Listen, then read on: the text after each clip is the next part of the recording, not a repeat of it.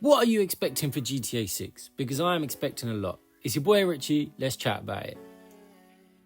So back in 2013, I remember looking at GTA 5's trailers and thinking that they were the most amazing things known to man. They went up against a lot of, the A-list films, their trailers, and I remember looking at it and thinking, damn, you know what, this is so realistic, it's unbelievable. I remember showing that trailer to my mum, right? And I said to her, Mum, do you think this is real? Do you think this is fake? And she was like, that looks real. That looks straight up real. I remember, because I was in school, I will never forget this, because I remember showing her that and then being super excited about this game. And I would not have shown her that if I thought that video just looked fake. And at the time, 2012, whatever, 2013, I showed her that video, that trailer. It looked real. It went up against all them films. It looked so realistic. You got Michael, you got Franklin driving the Audi R8, right? And it just looked crazy. It looked so real with the woman that crossing the road in front of him. It just all looked real. And now we're looking at this trailer and we're looking at it the exact same way. It looks super real. So now let's forget that we've seen the leaks, that we know the rumors. Let's just forget all of that for a second, because I'm going to talk about what I expect from this game. And now I expect, straight up, there to be many enterable buildings, just like you could do in Red Dead Redemption 2, right? You went down to Saint Denis and you could go into majority of all of the buildings down there, whether they had anything going on in there or not. You could go inside and they had stuff up on the walls. You had stuff to move around from the floor. There was stuff you could loot, people you could talk to, even if it's like outdoor market areas. That felt like it was inside, but it wasn't. It was outside. That's the sort of thing I'm expecting. Realism, real realism in a game. And then number 2, probably the driving physics. Driving physics in GTA 4 were heavy. Now, I love the GTA 4 driving physics. They did feel more realistic at the time and at the year. And when you were playing that game, I mean, even now, sometimes comparing it to GTA 5, it still seems a bit more realistic, because GTA 5 feel a bit more arcadey. They don't really roll or lean, shall I say, when you're turning. I want to see a side-by-side sort of between GTA 4 and GTA 5 mixed together, fused into one, and put that in GTA 6, because I think that would be perfect right there. And when you go to like tire smoke, bro, there's got to be tire smoke like GTA 4, right? Because that felt more real than the tire smoke in GTA 5. When you used to shoot a tire in GTA 4, right? Air would come out. You could see the air coming out and the tire deflating. GTA 5, you shoot the tire, it just pops. Where's the realism in that? It doesn't feel really realistic, And, when you crash in a car in GTA 4, you got more body damage. GTA 5, the door just comes off, or the boot just comes off. There's no like real damage. I mean, you can damage a car extensively in GTA 5 to the point where the guy in the LS Customs shop doesn't even recognize it. But that's just damaging it. Like in GTA 4, you can dent it. You can do all of these types of things before it blows itself up, or before it sets on fire, or before it starts smoking. GTA 5, it doesn't feel real. Do you know what I mean? There's just, I don't know, there was something missing. But anyway, in GTA 6, I expect way better driving physics. Way better. Okay, so let's go to number 3. Now, I'm expecting the water to be unbelievable. Now, I know it doesn't sound like a very big thing at all. Like, it should not be a big thing. But let me just point something out.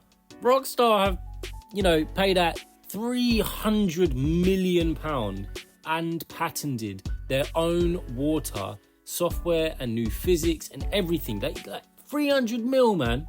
That's a lot of money. So the water better be like, I literally better be able to see in the clearest waters. The waves that I leave on a speedboat better be, you better be able to surf on the back of them. Do you understand what I'm saying? Like windsurf sort of thing. You better be able to do that with the amount of money you've been spending on this game. No, £2 billion in total. Anyway, I'm going off topic. That's for another video. Anyway, Vice City, Miami. Now, I've never been there, but I've seen the maps and I've seen the mapping project. And, the map has a lot of water inside, like around the island, you know, going through the island. And obviously, if you've ever played Vicecity in PlayStation 2, you know that the game has a lot of water. You know that that area has a lot of water around it. So the physics for the water have to be impeccable for the amount of money that they are spending. Okay, I know it's just water. I know it's not the end of the world if the water isn't perfect.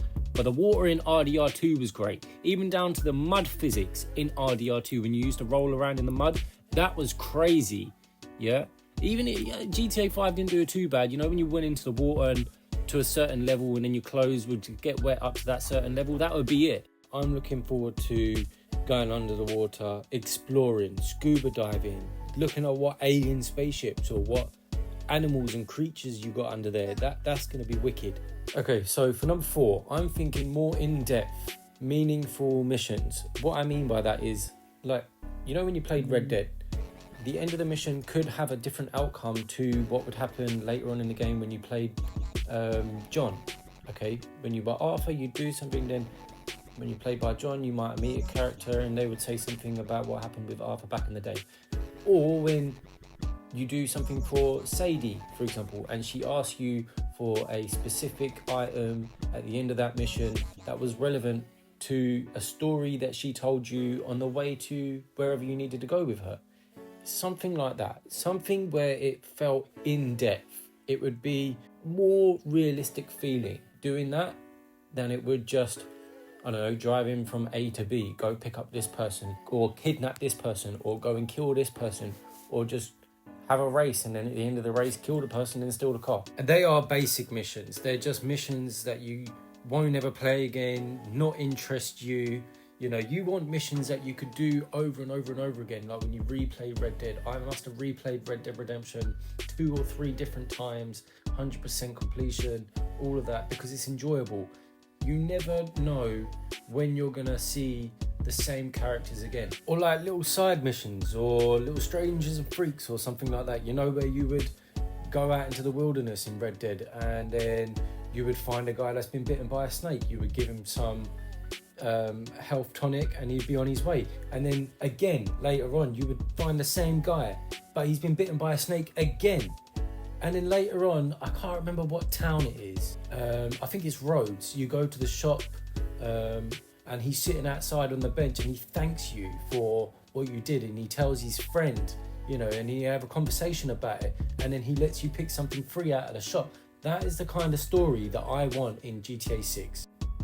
You know, just something meaningful, something that means something to the character, to you, and to the rest of the people that are around you inside the game. Just something meaningful. Anyway, let's go on to the next one. I believe it's number 5.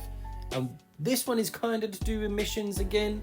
And by this one, I mean, I don't want any stupid missions. And what I mean by that is, remember in GTA 5 when they had them side missions for Franklin, Michael and Trevor, when you had to go and, I don't know, kill clowns or something like that because you were high on a certain substance, or when you had to, as Trevor, go and kill all these people with the rage thing that was going on. That was a stupid mission as well. What was the point in that? There was like 3 different ones, you know, and then I think the last one was the one at the military base when you're shooting at the military. What is the point in that? There's no need. It doesn't affect the story at all. It's just a time consumer mission, just to fill the gap, fill the void. And we really don't need no more of them sort of missions. So going forth, I'd like it to be not basic, more in-depth, make me feel like I'm in the game, in the mission, like I'm the one doing it, not Jason or Lucia. It's me. I want to be the one that is doing the mission. I don't want to make it feel like this is some waste of time mission. That's going to wrap it up for today's video anyway. I hope you enjoyed it. It's been your boy Richie. Leave me a like, subscribe, and give me some comments actually on where you think I can improve on these videos. That would be really helpful. Ignore the sound quality. It's going to get better when the studio gets built. Anyway, stay blessed. Peace.